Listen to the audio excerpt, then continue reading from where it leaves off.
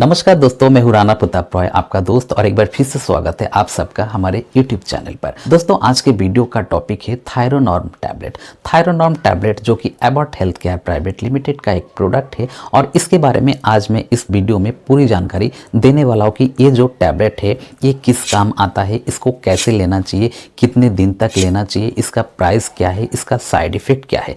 तो इसके बारे में पूरी जानकारी पाने के लिए वीडियो के अंत तक बने रहिए। और अभी तक हमारे चैनल को आपने सब्सक्राइब नहीं किया है, चैनल पर पहली बार हो तो चैनल को सब्सक्राइब कर लेना, क्योंकि हमारे चैनल पर इस प्रकार की जरूरी जानकारी वाला वीडियोस लगातार अपलोड होते रहते हैं। तो इसलिए चैनल को सब्सक्राइब भी कर लेना और बेल आइकन को प्रेस कर लेना, और प्लीज़ ऑल पे प्रेस करना, ताकि इस प्रकार के वीडियो का नोटिफिकेशन आप तक पहुँचता रहे।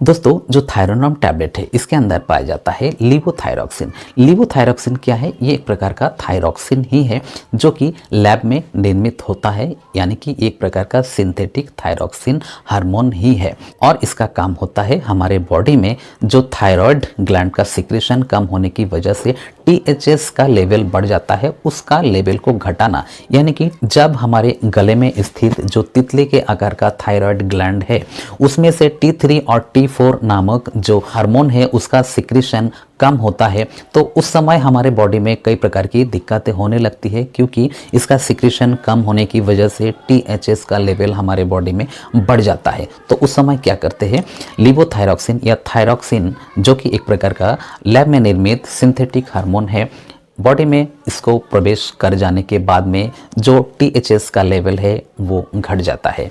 यानी कि जो थायरॉक्सिन का सिक्रेशन थायराइड ग्लैंड से नहीं हो पा रहा है, तो उसके लिए बाहर से हम थायरॉक्सिन को दे रहे हैं मेडिसिन के रूप में।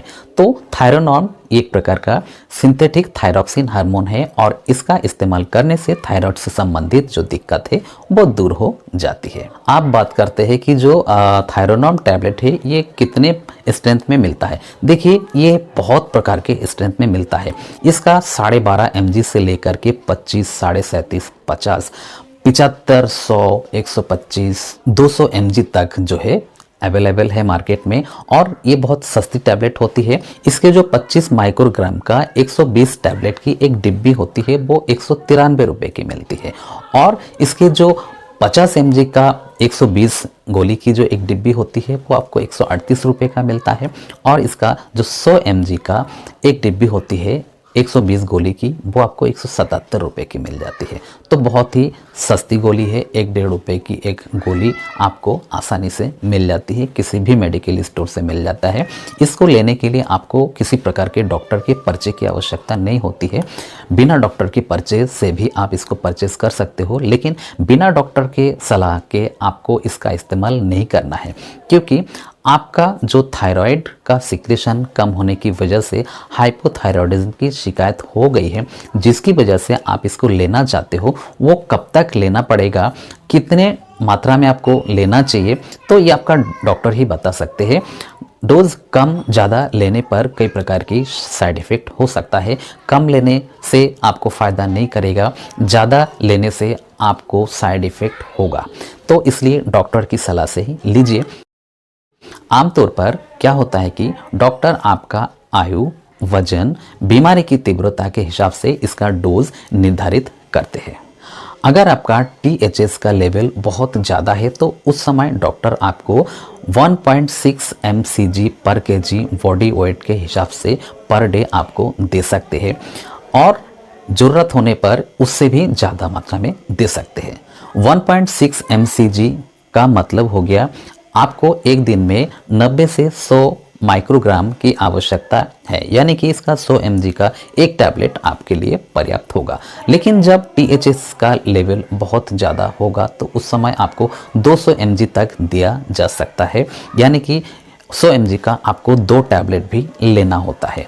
तो ये जो है आपको मेंटेन डोज के तौर पे दिया जाता है। जब आपका THS का लेवल कम हो जाता है तो उस समय डोज भी कम कर दिया जाता है। जब आपको डॉक्टर ने 25 mg का टैबलेट दिया है थायरोनॉर्म का, और रोजाना लेने की सलाह दिया है डोज कम होने के बाद में, तो उस समय अगर लगता है आपको सूज हटने के बजाय या नॉर्मल रहने की बजाय सूजन बढ़ रहा है, थायराइड की जो समस्या है वो आपको दिखाई दे रही है, तो इसका मतलब ये है कि जो डोज आप ले रहे हो वो कम है।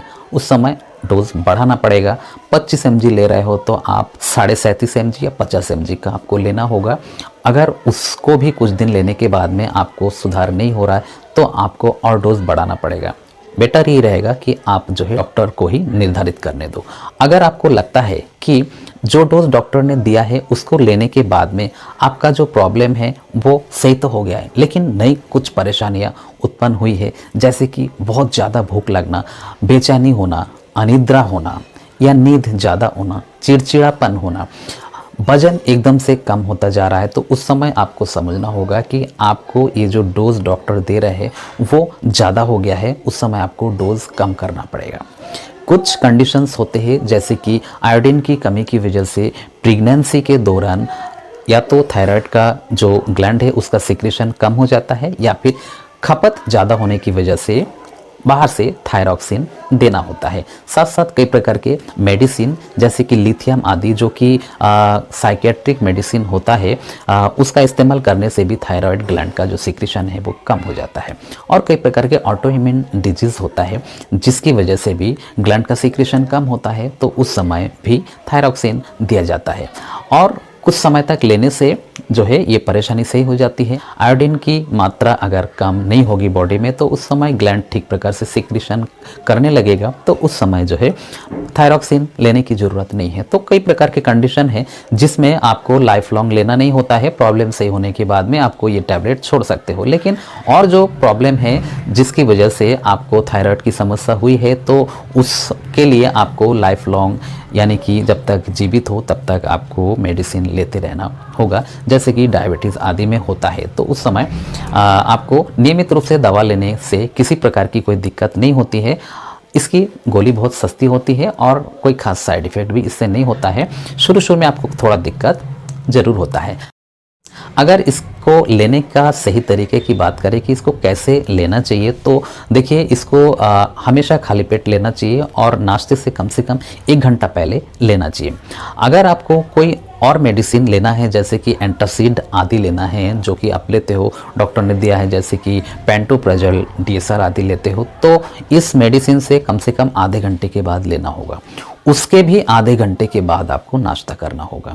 अगर उससे पहले आप नाश्ता कर लेते हो और नाश्ते में चाय कॉफ़ी आदि लेते हो तो आपको दिक्कत हो सकती है, आपको फ़ायदा कम करेगा।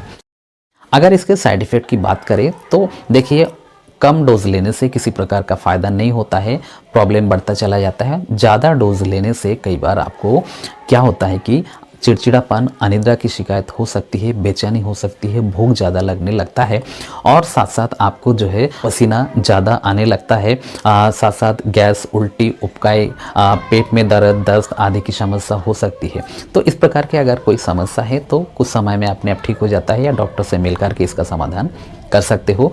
अगर आपको वजन बहुत घट रहा है तेज़ी से, भूख बहुत ज़्यादा लगता है, कमजोरी ज़्यादा आ रही है, तो आपको डॉक्टर से मिलना चाहिए। डॉक्टर इसका डोज जब घटा बढ़ा देंगे तो वो सही हो जाएगा।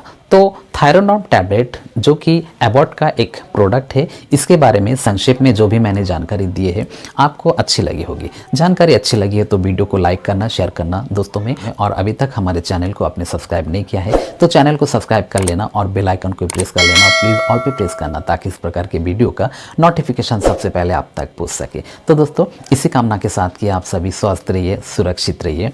जय हिंद, जय भारत।